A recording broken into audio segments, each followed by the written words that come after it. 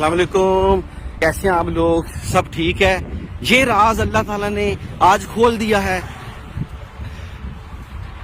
और ये देखें आगे जी, ये है भाईजान, ये वो राज है पाकिस्तान में जो लोग कहते हैं कि ये एक मौजज़ा है कि अल्लाह ताला के नबी जब मराज पे गए तो ये दो पत्थर साथ जा रहे थे, उन्होंने ये पत्थर बांध दिए। पाकिस्तानियों कुछ खुदा का खौफ करो। और भाईजान ये फाइबर के बने हुए हैं, पास आए जरा पास,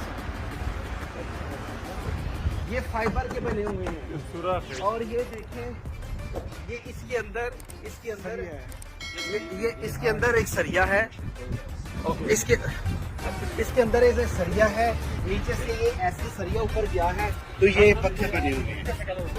अच्छा ये देखें इधर आजी भाईजान, ये देखें, ये मैं बता दूं ये कोई मौजज़ा नहीं है भाईजान, ये एक मॉडल है, ये ऐसे ही है।